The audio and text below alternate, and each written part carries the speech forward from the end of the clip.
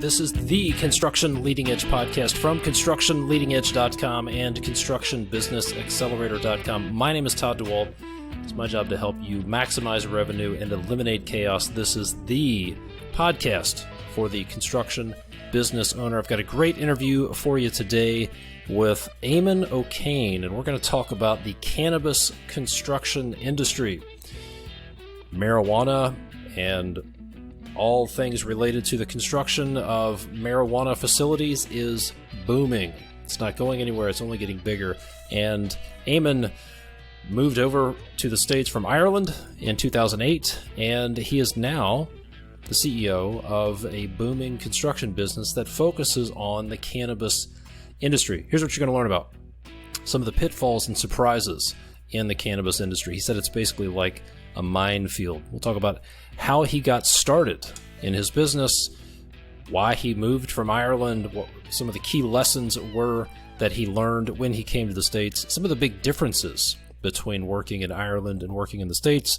You'll learn about the types of cannabis facilities that are being constructed. I asked Eamonn, what's the big opportunity in the cannabis construction industry right now? If you're thinking about getting into it, this is where I would recommend you start. We also talk about his story. How did he get into the industry? Why did he pick the cannabis industry? We talk about the key to his success. What was it that was the key to his success? Plus a whole lot more. This is a great podcast interview. Very interesting industry.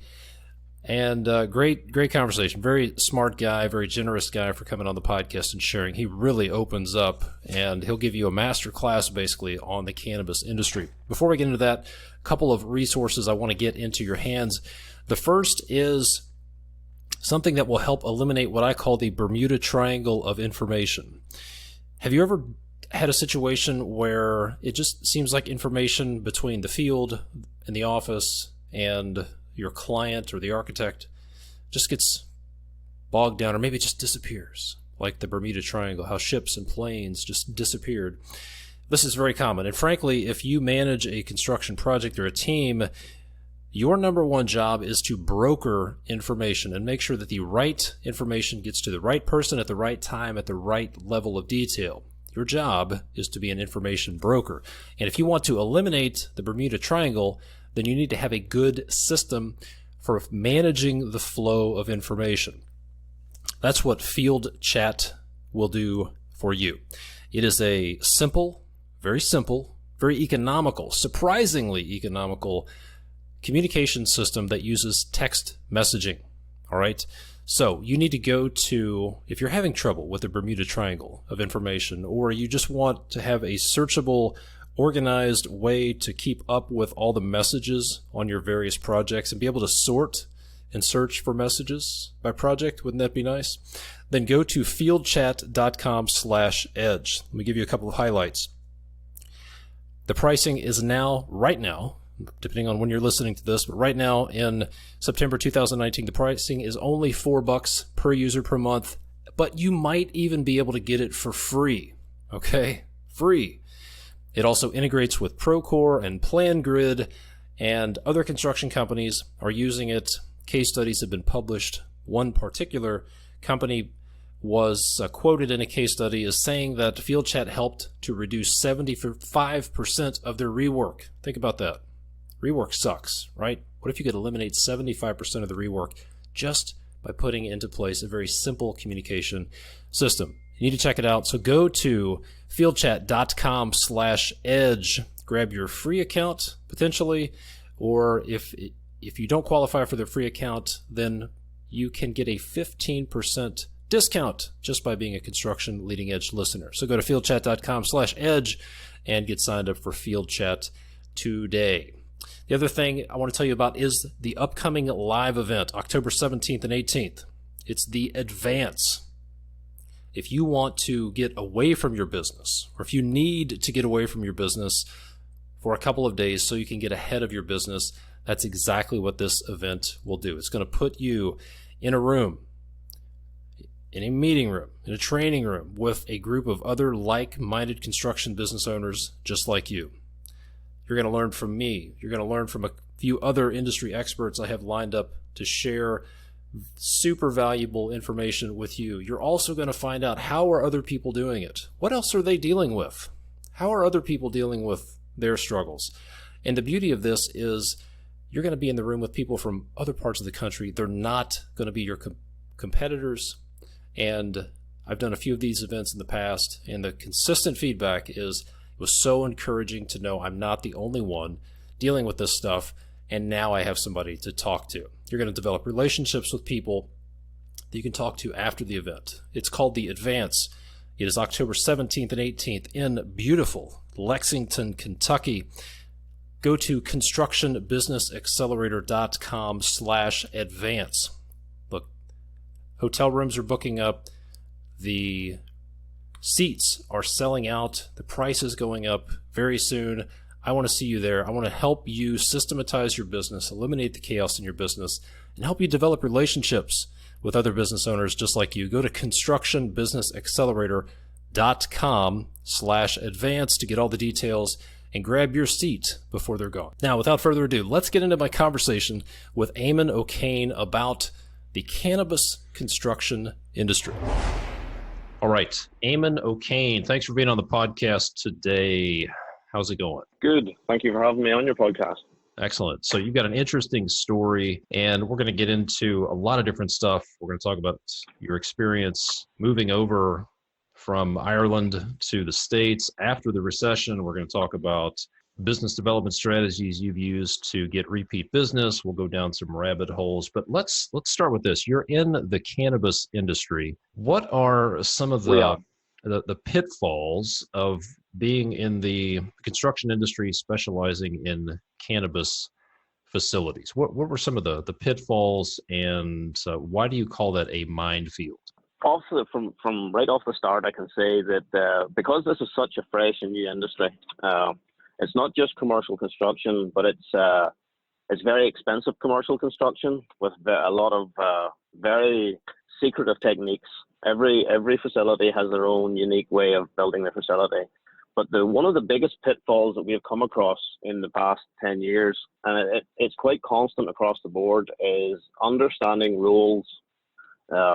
Our ownership of the facility have great difficulty understanding the difference between a GC and a project manager, even though they've hired both.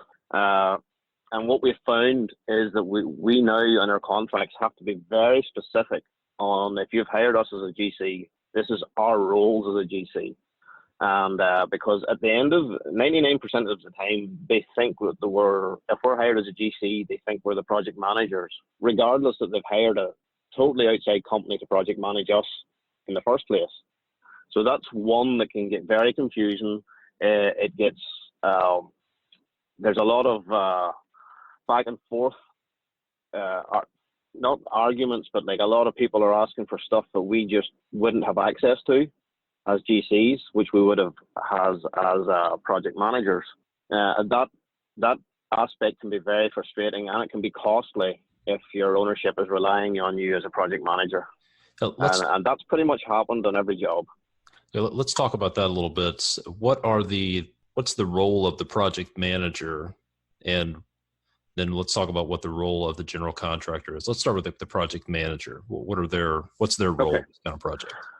So basically, they're in charge of bringing us all together. GC, architects, engineers, ownership. They're the main liaison between us and ownership.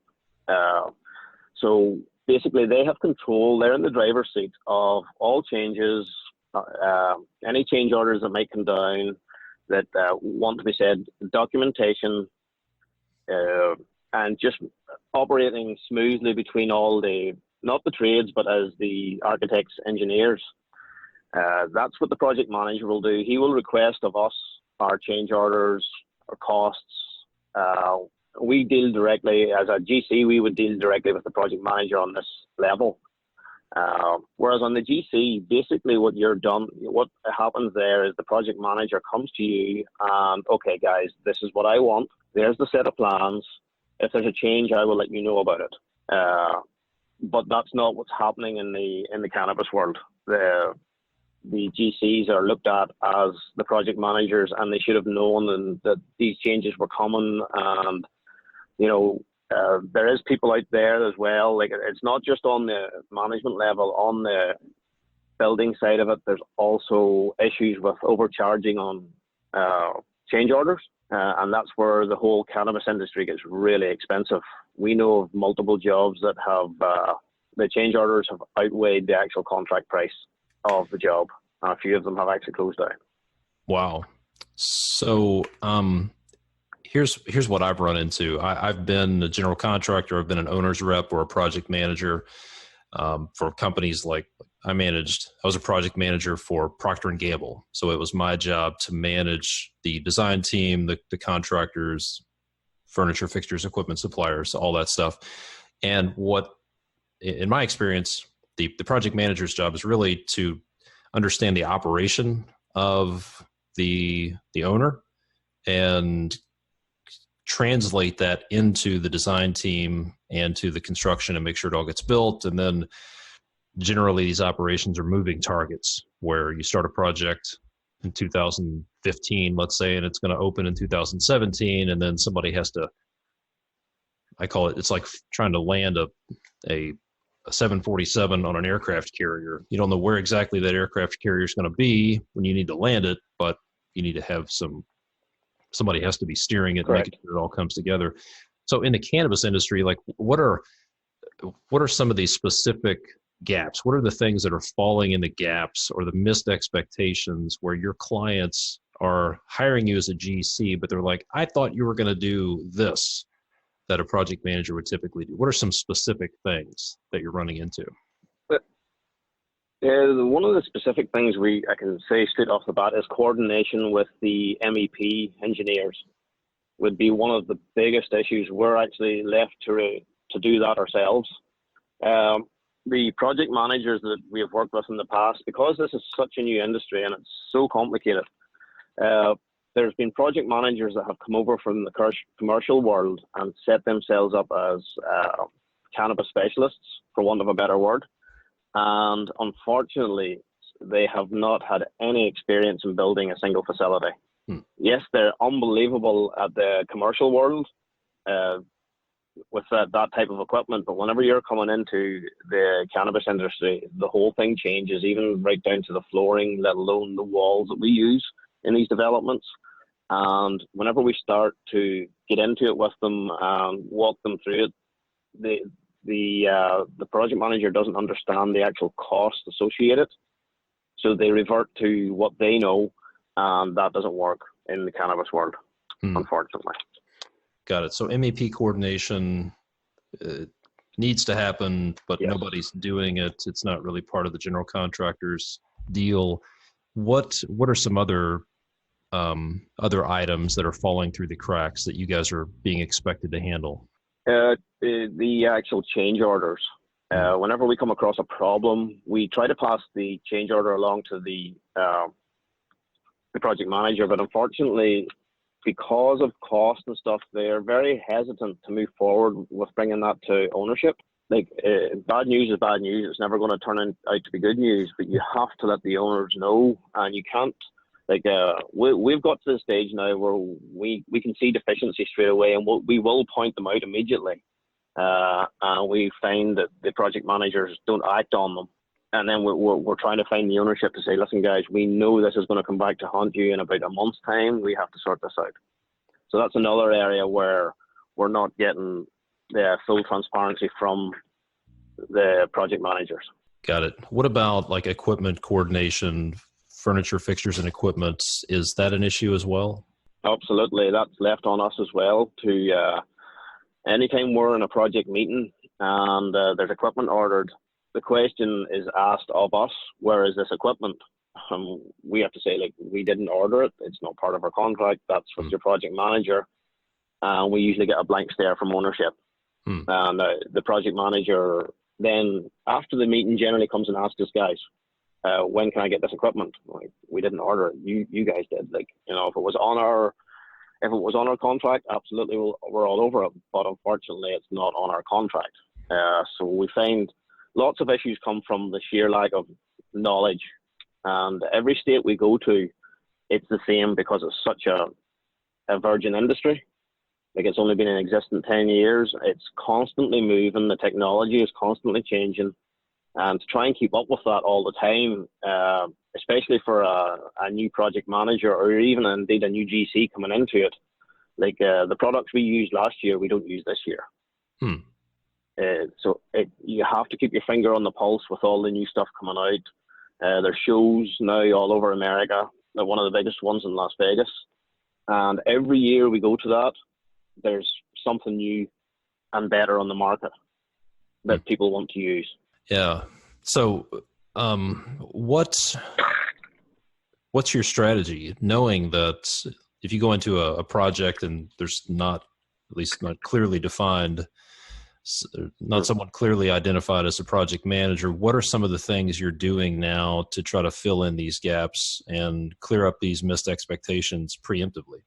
Communication and total transparency. We now have got to the stage where we're really good at the communication. We contact everybody. Everybody's on our emails. We see anything at all that's amiss, we will let absolutely everybody know about it, so it's on somebody's radar. Transparency with our contract, and we'll reinforce that by talking to our clients and letting them know, like, there's a deficiency here, we need to sort this out. Not that we're trying to point out anybody's shortcomings, but we know it's going to cost you guys a lot of money if we don't sort this out from a very early stage. So whenever there's a project talked about, we like to get involved at that point, just to bring up everybody up to speed. That, if you're using a brand new architect that's never done this before, for example, the security system on these things is way over and above what you've seen anywhere else. There's even more security in a dispensary than there is actually in a bank. People don't understand that. There's certain regulations, for example, in Massachusetts for a safe requirement. People don't price that into it, and that particular room costs an absolute fortune.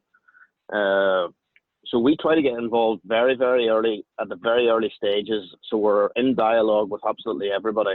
And we try to make sure that everybody's roles and expectations are pointed out from what big clients expect of us to what we expect from our project manager in terms of direction and communication. Got it. Let's talk about contracts for a minute. Are you using a standard AIA type contract? Is there a standard contract for these? Okay. Well, in fact, there is. You start with a standard AIA contract, and then we mark it up basically. So we'll send over our contract to our client or the clients.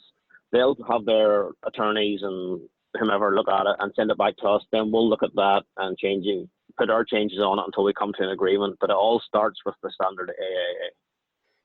Got it. Let's talk about the types of facilities. You mentioned a dispensary. I really don't know. I've heard the term, but what are some of the types of facilities being built for the cannabis industry? At the minute, there's predominantly three. There's the manufacturing facility, which is where we grow the actual cannabis. You have an extraction facility where you can extract the oils out of the cannabis in a lab. So that would also take in a kitchen for making edibles and stuff like that. And then you have your retail, which would be dispensaries. Gotcha. So a dispensary is it's a retail environment. It's a store, right? Yes. Got it. Okay. So let's go back to manufacturing. Is this like an interior greenhouse with special lighting and things like that? When you say... Absolutely. Just about everything inside a marijuana grow facility is specialist. Right through from the floors to the walls, lighting, the HVAC, the irrigation, fertigation, everything's very unique to that particular building and whoever's building it in terms of growers. So you mentioned the floors and walls are special. What are some of the requirements of the structure? Everybody's different. Back a few years ago, these places were getting built predominantly with green board. sheetrock, etc. And now they're using a very special panel. It's called like a zip panel. It's something similar to what you would see in a restaurant in a large refrigerator. Those type walls. So they're like sheathing on either side, and then you have insulation on the inside. And that's what the rooms would mainly consist of. But there is still people using green board and epoxy paint for their grow rooms. Got it. What about the floor? Floor epoxy. So a lot of people are buying the old mill buildings that are littered all over America and turning them into the grow facilities because they're large and reasonably inexpensive to buy. But the problem that lies there is the actual infrastructure that goes into these buildings. Most of them are over 100 years old. So there's old clay pipes on the surrounding grounds outside them. So all that has to be updated. The electrical is going to be nowhere near enough. And they're sturdy old buildings, but they're tough to work with. But the majority of people are using these buildings to put in their grow facilities because, as I say, the initial cost to buy them is cheap. Got it. So if somebody contacted you and said, hey, Eamonn, we're looking at purchasing this 100-year-old manufacturing facility and converting it to a growing facility, what's the first thing that you look at? What's the first thing that you would look at to see if it's a fit or not? The first thing, everything's a fit. We can make absolutely anything work. It doesn't matter. Unfortunately, it's just going to cost. But one of the first things we will look at is the electrical, the plumbing around the actual building itself, what has to be upgraded. And obviously the roof of a 100-year-old building, most of them are coming to the end of, they've maybe been renovated 25, 30 years ago. So the roofs, they're all usually in need of replacement. And if you're looking at something that has a square footage of 35,000 square feet, for example, you're into the hundreds of thousands to replace that and bring it up to code. A lot of mill buildings are nowhere near code. They last renovated on maybe 25, 30 years ago. So everything within that building, sprinklers, all that has to be brought up to code. But whenever we first get contacted and they say, well, we're thinking about this building, we'll send out a sheet to say, listen, these are the things we need you guys to look at. And if you're happy to proceed, we're more than happy to come and quote your job. Because a lot of people don't think about the external or even the internal plumbing of the building and don't realize it could be old cast, it could be old clay pipe that has collapsed over the years. And the roof is definitely falling apart and you've already got mold maybe within your roof that has to be mitigated. Yeah. And that's not to mention the asbestos. That's not to mention asbestos that is more than likely in some of these buildings. Yeah. What is if somebody's, well, let me back up. I have a lot of people that contact me and say, Todd, I want to start a construction business. And maybe they're not too specific about what they want to do and they're looking for an opportunity. What's the big opportunity in the cannabis industry that somebody should look at if they're thinking about starting a business and they don't have a specific niche? They're more like, hey, I want to go solve problems. Where's the big opportunity in the cannabis industry right now? At the minute, what we see is right now we think the extraction facilities. A lot of grow facilities at the start of these things had extraction labs within the building, but the extraction lab itself is very expensive. So what we see is a lot of people are starting to swing towards using outside extraction labs. That would be a niche in itself because that particular room is super complicated and super secret. So each person that you contact that wants to build one of these has their own recipe. That would be definitely a market that's going to go forward in other states for sure, because the capital cost for the guys that are building the facility, it could be minimum $1 million to add that one room on just for extraction. Whereas if somebody was to start building the extraction labs to service these facilities, it makes a lot of sense. So There's actually, I think, in Massachusetts, there's maybe 2 at the moment. So this would be, are you saying building outsource extraction labs where you could have one extraction lab that services multiple growers? Yeah. Yes. Yeah. We see that. We see that common. We've seen it starting in California. As I say, like there's over 200 licenses applied for in the state of Massachusetts, and they're not all up and running, and some of them will never get up and running, but there's going to be a lot. There's, as I said, there's only 2 extraction labs that I know of at the moment in Massachusetts. Interesting. Like if you had that model going forward and you were prepared to go to, say, another state, or even if it's coming to your state, it's definitely something to think about. Got it. If somebody they're looking to be a subcontractor and fill a gap in the cannabis industry, what are whether it's subcontractor, some sort of service provider during the construction of these projects, where are the big opportunities for folks like that? They're definitely out there for the subcontractors, but the pitfalls of that, unfortunately, is you need to get a builder with a great reputation. The builders that have bad reputations, for example, for very expensive change orders, that kind of stuff, their reputation has already taken a hit, and we can see that they're actually not going to be in the market for much longer. So if you go for a very reputable construction company that's already in this market, that is definitely your way in, because it's such a busy market and it's so big that we're always looking for subcontractors in different states, and we're always looking for good subcontractors. How big is the cannabis industry right now, and then what sort of growth is being projected? It's actually in its infancy right now. There is only a limited number of states, but that said, it's still in the billions of dollars for building these things all over America. But it really hasn't got going yet nationally. As I say, we're heading to Florida in a few weeks. Then the next one's coming up back up to New Jersey. So the states are slowly but surely coming online with medical, but it's got a lot of time to go yet. So it's early in the adoption curve, still in the early adopter phase. It's been going for 10 years, but it's still in its infancy. And every facility that we build gets better and better. The technology is getting better and better compared to what it started at 10 years ago. Yeah. So speaking of existing facilities, if somebody is into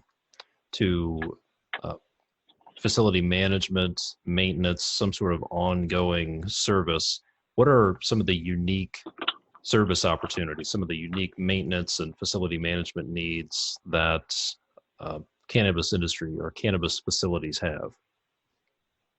The main one that comes to mind is the HVAC. It's a very specialist. It's definitely very specialist within the cannabis community because of the equipment they use. It's not your standard stuff. I remember the first time we seen, for example, a desert air unit, which is an air handling unit for cannabis and for like large scale agricultural growing, and it was like an air handler on steroids. The thing was worth about $40,000, and there was 35 of these things. If you specialize in something like that, specialist equipment, especially in the HVAC, that is where the maintenance of these facilities is going to be. Very cool. Well, thanks for sharing that. That's pretty fascinating stuff. I really knew very little about the cannabis industry.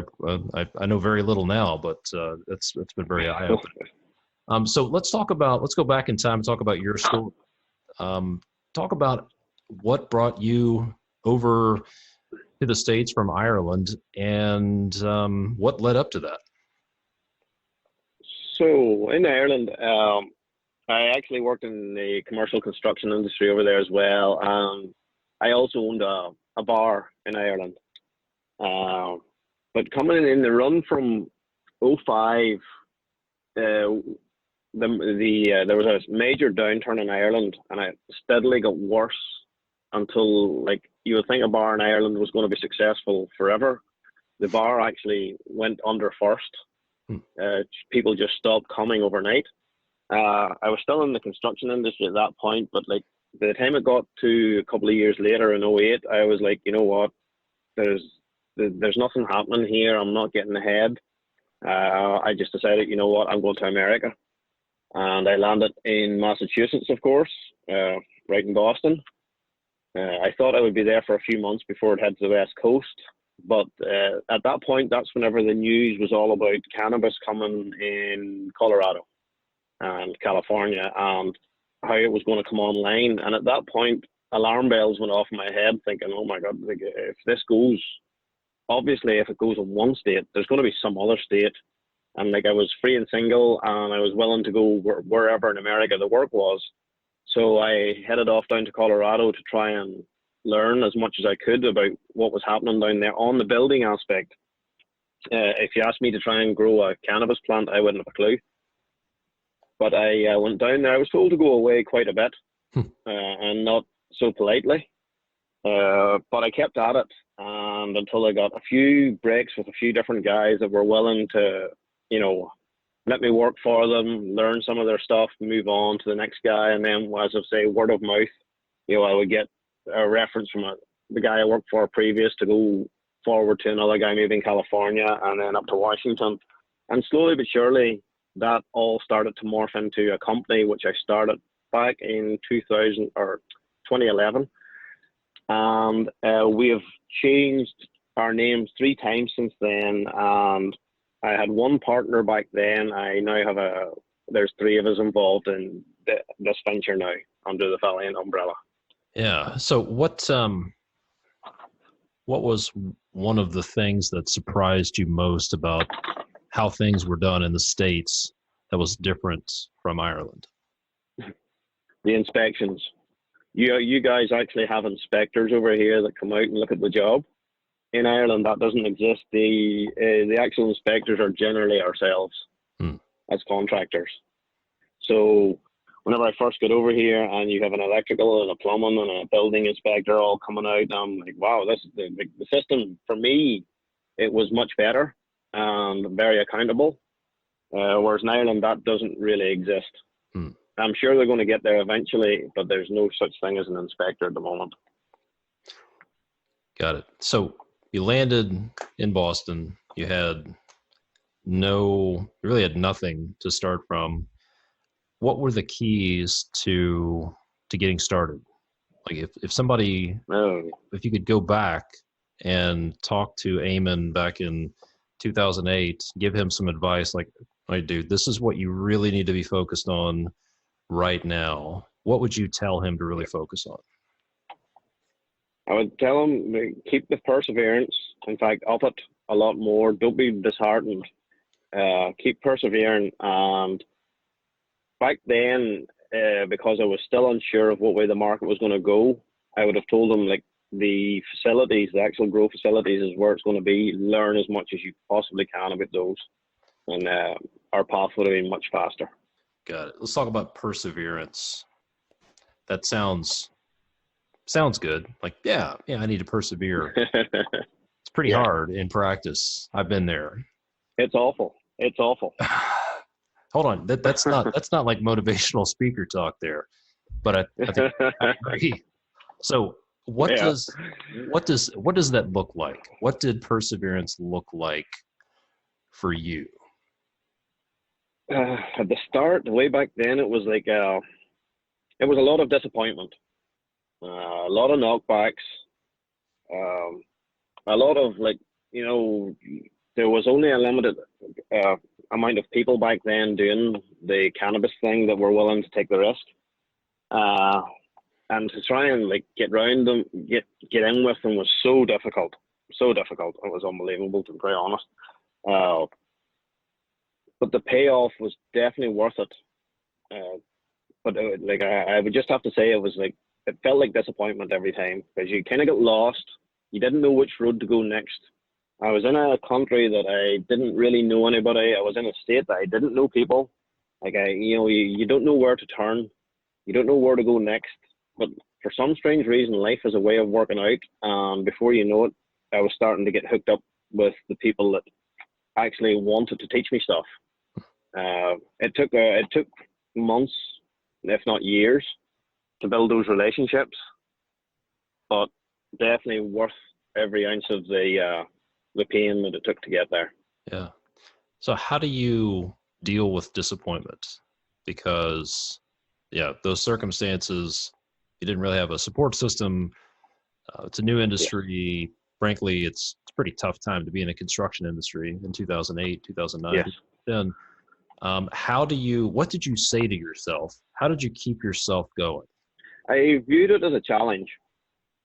And once I got over it's not personal to me, because your first couple of knockbacks, you think it's personally, is it my attitude towards people, is it the way I'm talking to them?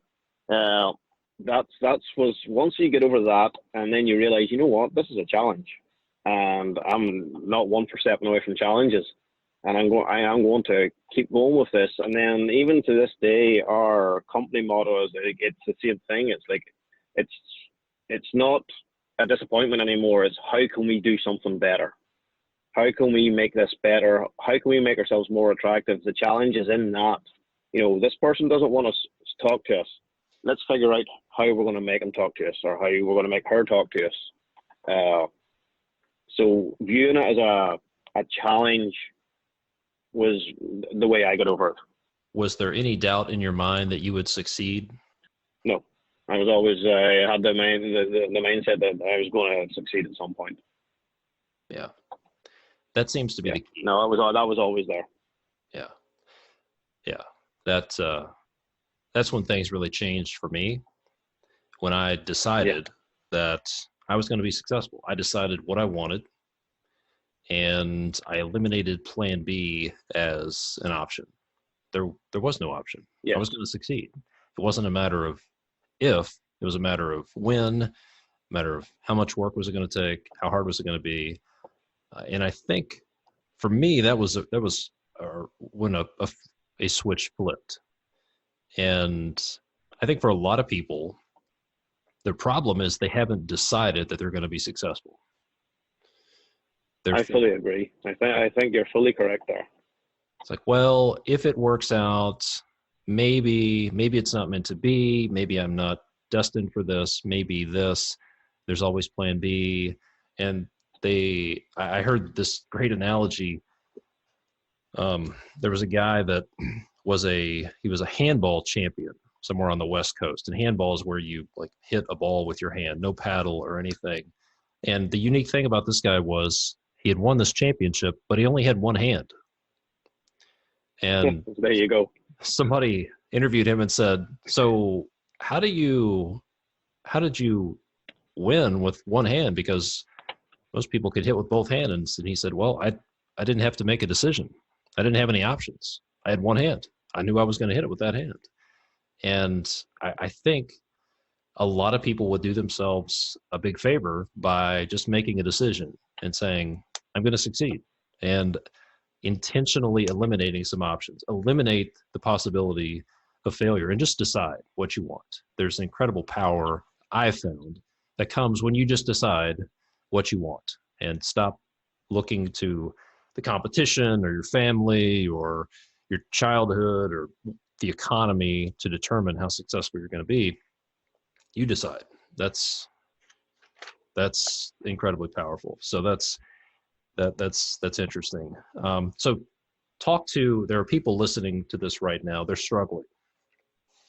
Yes. They're in this place where they can see it. They have the vision of where they want to be, but they're not experiencing it. Or what they are experiencing is the disappointment, the frustration, the feeling like they're taking it personally. What would you say to those people to encourage them? Just keep at it. Try and take your personal feelings out of it. Try and just put it into your mind, okay, it's business. These people are just business. like it's basically upping your game. I'm actually reading a book right now. It's called Essentialism by Greg McKeown, and it's fantastic. Like it brings me, it centers me every time I read it. Where I try to take on too much, and it basically, is it essential? Is it required right now? Once you decide that there's certain opportunities that are definitely worth going for, but then there's other opportunities that are like, why am I doing this? Like, is the return going to be worth it for me? There's lots of questions. Like, you can waste a lot of time on bad opportunities. So I would concentrate a lot more now on the essential. What you talked about earlier about the 80% and the 20%. So I would like to use, like, instead of using 80% for bad leads, for example, I use 20% for good leads, and I get 80% of the results. If you know what I mean. Yeah, that's great advice. But just keep at it. Try and learn. I know a lot of people. I actually have subcontractors that get so disheartened whenever they don't get a contract, and they come to me and they say, like, how do we keep going at this? I says, you learn from it. You figure out that there's no harm in following up with the company that you didn't get the job with and ask them, what could I do better next time? Like, it's like they're going to tell you. Some people are not going to tell you. Some people are. I says, and you learn from that, and the more you learn, the more of an advantage you have. You know yourself inside out. You know how to work. Because from what I was 10 years ago to what our company has grown to now, where it's two totally different things. And we're all about feedback and trying to make ourselves better every single day of the week. Yeah. I think taking the posture that I'm going to succeed, and this is a hiccup, this missed contract, it's a hiccup, it's a learning opportunity. It's not a symptom, or it's not an indicator that we're going to fail, because we're not going to fail. We're going to succeed. We're going to get there. We didn't get this one, but let's see what we can learn from this, and then it's going to help us get better. It's getting us closer, just like every no gets you closer to the next yes. But it really does, in my opinion, come down to this posture that you take. Are you afraid you're going to fail? If you're afraid you're going to fail, then every little stumble you take is an indicator that failure is coming. And that becomes a self-fulfilling prophecy. But if you'll just decide, I'm going to succeed, I'm going to win, I'm going to figure it out. The opportunity's out there. There's plenty of work out there, plenty of opportunities. I know people who started businesses and grown businesses in the face of the recession. So it was because they decided. So you mentioned feedback, and I think one of the terms that somebody on your team sent me when we initially talked about being on the podcast was transparency. Let's talk about the role that transparency plays in, let's get specific, in getting repeat business with your clients. Does that make sense? Yes, absolutely. So transparency, especially in the cannabis industry, is because I can tell you straight off the bat, subcontractors, whenever we get a contract for, say, a grow facility, there's a certain amount of stuff we'll put out the contract for, say, let's just pick electrical. And we'll select in the area 3 or 4 contractors that want to bid the job. Because they've heard the word cannabis, unfortunately, they've overinflated their normal prices by maybe 30, 40. We've even seen it up as high as 50%. That worked in the infancy of this. People were making a lot of money very fast, but it doesn't work anymore. And we're held to a very high standard on our accountancy now, where we actually, our contracts with our ownership, they have full access to all our accounts. We've actually turned to a point where we use a cost plus method. We'll definitely bid the job, and we'll definitely give a ballpark number of where we think it's going to come in. But what we do now is a cost plus, so we'll negotiate a percentage, and every single piece of paperwork that we have for that project, they have full access to. Transparency to that level in the cannabis industry is the way it's going at the minute because of what has been happening in the past with change orders, etc.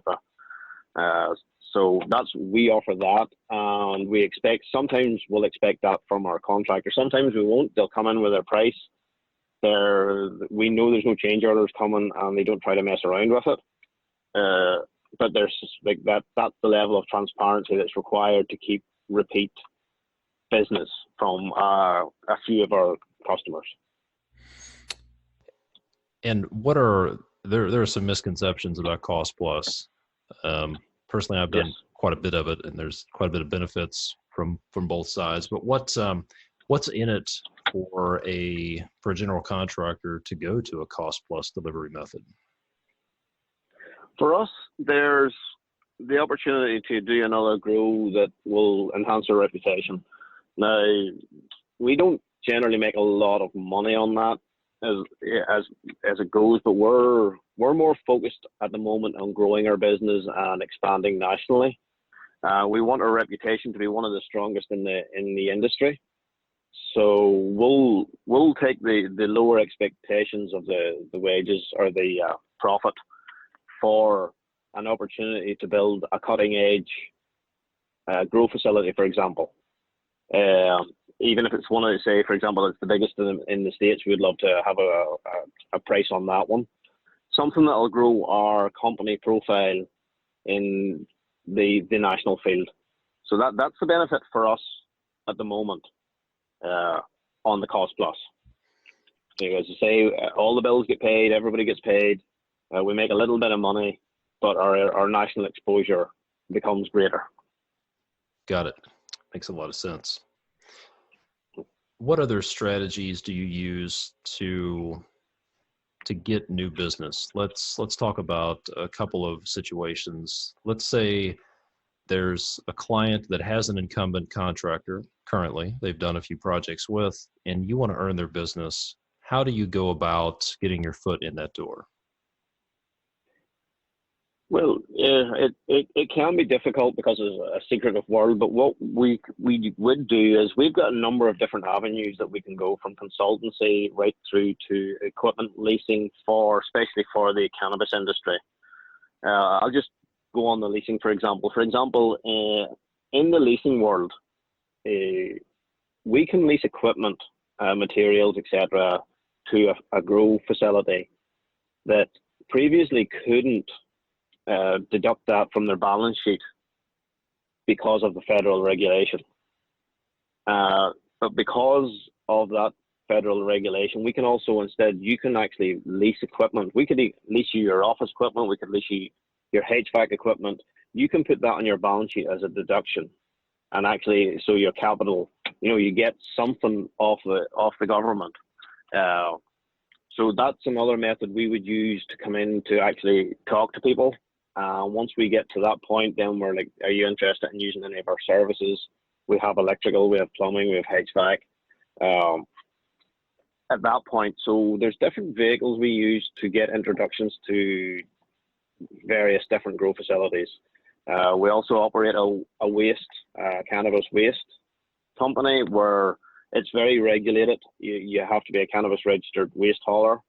So that also gets us in the door as well, to talking to various different ownership of cannabis companies. Good advice. And we also, and then we also go to all the shows.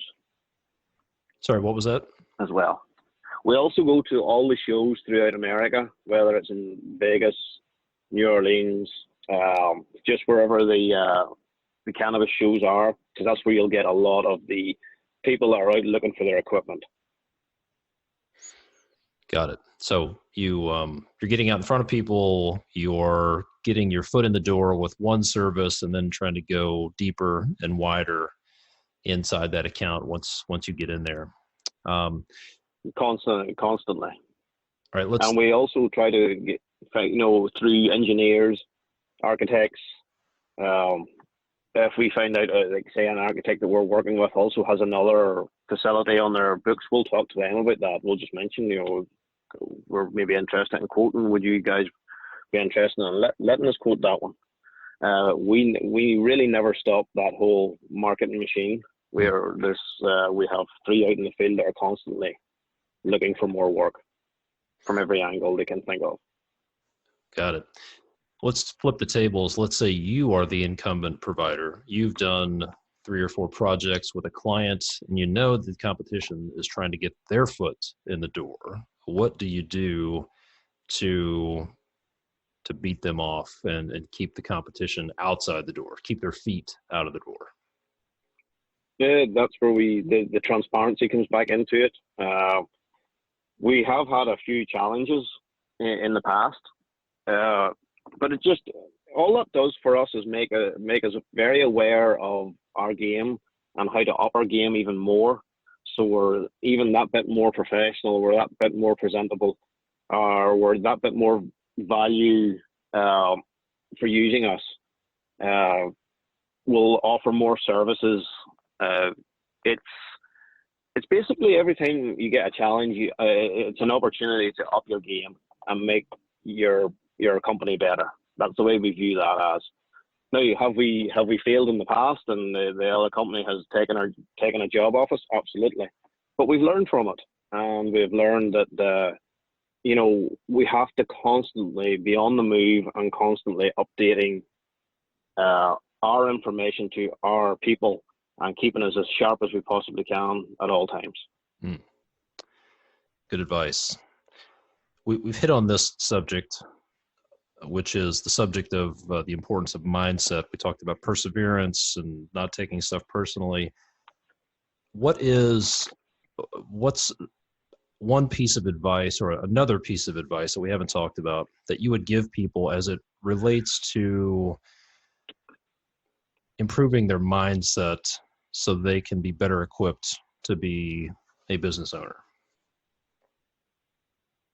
The thing that helped me the most was self-education. Because back then I did take stuff personally and stuff, but I found that through reading different books and educating myself on different methods of business, and there's so many books out there, self-help books of how to, look at an opportunity or look at a missed opportunity, how to think about it. It took some retraining of the brain to actually think that way, but no matter what is said to me now, I take that as an opportunity for growth. Whereas back then it was like, oh, I'm disappointed, this is terrible, like, how am I going to do this? But if you can retrain your brain through your education, but you have to be open to it. You have to say, you know what, I can do this. I can change my way of thinking here. I'm not going to be doom and gloom. I'm going to be very positive despite the knockback. And once you get that into your brain, it's actually quite pleasant, because whenever you do get a knockback, you go, okay, there's something I missed here, so I need to go and work on this. This is great. I now have this opportunity to make myself better. And now, as I say, it doesn't happen overnight. It takes years, but it's worth the effort of like the retraining basically the brain and the way you think about things. Yeah, absolutely. I couldn't agree more. One of the best examples I've ever heard is from Admiral James Stockdale. He was shot down in Vietnam. He was a fighter pilot. He was a prisoner of war for 7 years, had legs broken, tortured. He saw a lot of his fellow soldiers, fellow prisoners of war just died, basically, gave up. And he came out and he was interviewed, and somebody asked him, how did you survive? How did you make it through? And he said a couple of things that really stuck out to me. He said, well, the other guys who didn't make it, they were the ones who said, we're going to be out by Christmas. We're going to be out by Easter. We're going to be out. And they set these expectations. And then when these arbitrary expectations that they set didn't happen, then they basically gave up. They quit. But he was optimistic, but he always faced the reality of how bad the current reality was. He wasn't delusional, but he said this. He said, this this is going to be when he was in the middle of it, he said, this is going to be the defining moment of my life. 7 years as a prisoner of war. He said, this is going to be the defining moment of my life. And that sounds pretty crazy to people, but the truth is you can take control of the narrative, right? You can, it's not what happens to you. It's the story you tell yourself about what happens. And the people who quit are the people who tell themselves one story, and the people who persevere are the people who tell themselves a more useful story. So, yeah. So exactly. Because you can get yourself to a stage where, you know, you've got a knockback. You've told yourself a narrative in your own head that actually didn't happen, and you begin to believe that. For example, like you might say, "Oh, they told me to go away. They must have seen me coming." You've got this story in your head that, you know, maybe they were talking about me before I got there and all this. But whenever you're talking about somebody like that went through war, prisoner of war, like how bad did they have it? And all you did was get a slight knockback. Right. You know, it's perspective as well. Yeah. I actually like to watch videos about people who've won the Navy Cross or Medals of Honor, and who exhibited incredible bravery in war. And I think, you know what, nobody's shooting at me. If these guys can do that, then you know what, I can make a few calls. I can push Absolutely. through a little bit of resistance I'm dealing with. And so it's really about the narrative you tell yourself. Exactly. And if you can make your narrative as positive as possible, try and not think what the other person's thinking about you or what you think they're thinking, because that's your downfall. Mm-hmm. Is what you're telling yourself. Like I remember years ago, some of the people were saying, you know, some of my people that work for me says, "What was your biggest challenge?" And I was saying, ignoring what my own head was telling me at times. Once I realized that, you know, you set a narrative that probably doesn't happen. Like say a meeting was coming up and you thought it was going to go badly. You were already expecting the meeting to go badly. And the meeting would actually go very well. But I had already told myself, oh my God, that we didn't get this done today, it's going to go bad. Nope, it went very well. So it's your own head telling you stuff. Like try and turn that to the positive. Yeah, if it's true, which I do believe it's true, it's been proven that your emotions are a result of what you believe, the story you're telling yourself. That's a fact. Actually, the U.S. Army did what they developed a program called Master Resilience Training for their non-commissioned officers, because they realized that there were people who came back from war who came back stronger. And then there were unfortunately people who dealt with PTSD for a variety of reasons. And I'm certainly not dismissing the validity of PTSD, but there were people who came back, went through really challenging situations like Stockdale did, and they came back stronger. And they realized it was because of the narrative they told themselves. So they started to tap into this, and they did this master resilience training, and they trained non-commissioned officers how to build mental resilience in their troops. And a lot of it was understanding that it wasn't what happened to them that made the difference. It was the story that they told themselves, what they believed. And the good news there is you get to tell yourself the story. The story is completely made up in your head. So just take control of that narrative. Tell yourself, I've heard somebody even say, you know what, if you're going to tell yourself a story, make it positively delusional.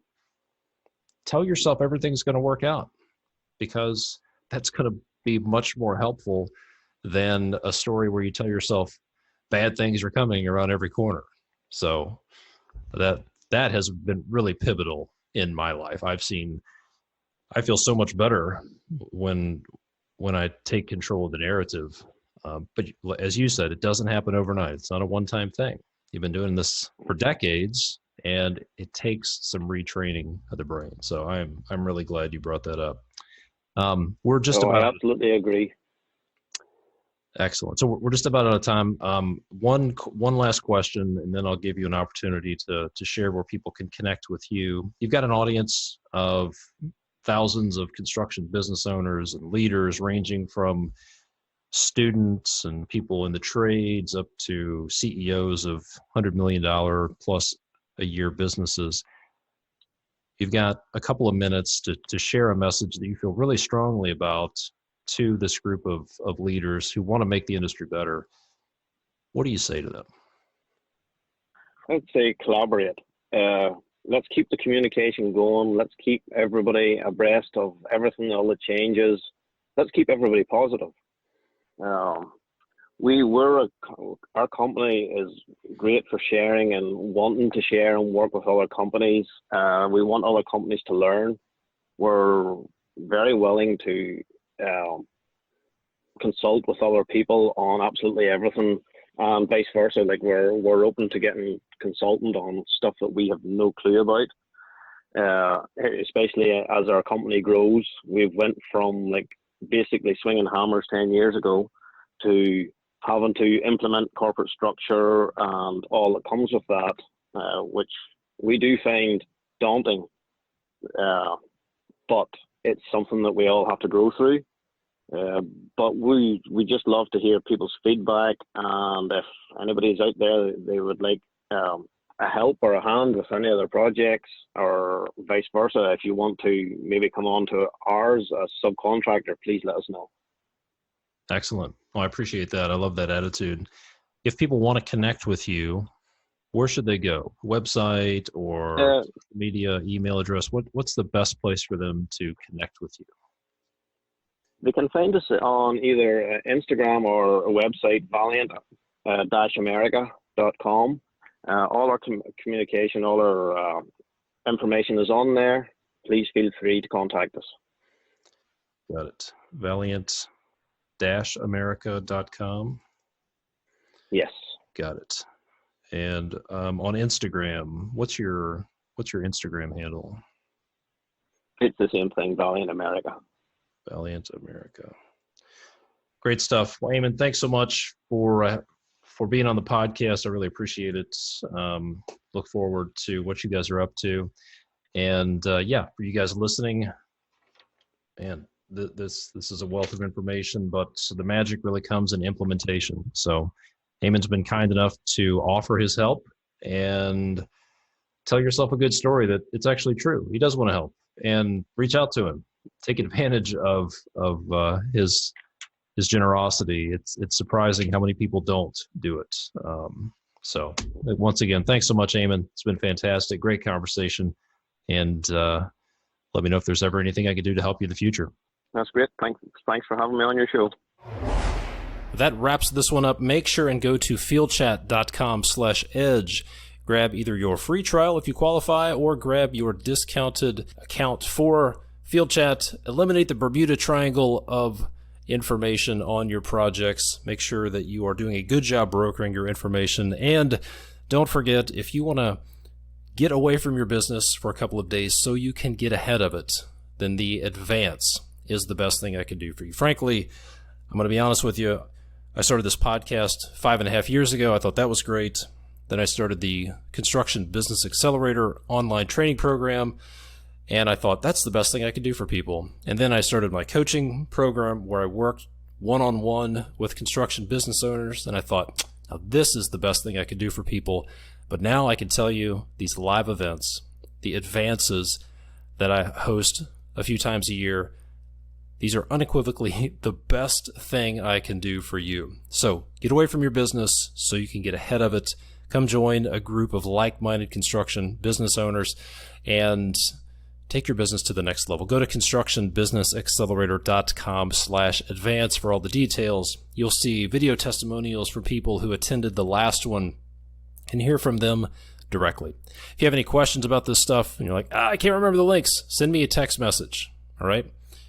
859-667-2015. Now, if maybe you're thinking, I would love to be part of a group, but I can't travel. I can't get away in October.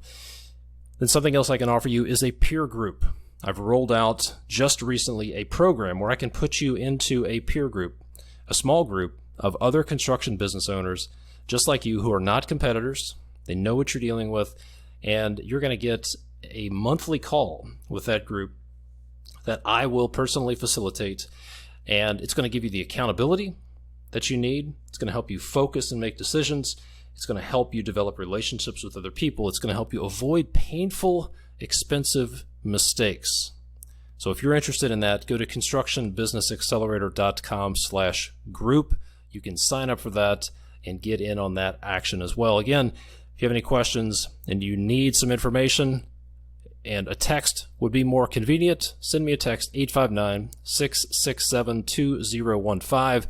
Let me know if you want information about the advance or about the groups or whatever it is, and I will get that information into your hands. Okay. Thank you so much for listening. I appreciate the ratings and reviews. If you could do two things for me, I'm on a big push to get this podcast in front of as many people as possible. If you could do two things. One, if you appreciate the podcast, you get some value out of it. If you could leave a rating and a review on the podcast player of your choice, that would be fantastic. That helps it get out there to the world. Secondly, if you could share this podcast with two people that you think would get some value out of it, that would be fantastic. Send them your favorite interviews, send them a link, whatever. Just tell them, hey, dude, you got to check out the Construction Leading Edge podcast. I would appreciate it because there are thousands of people out there struggling and they don't have to. There's a better way. Thanks so much for listening. I will see you next time.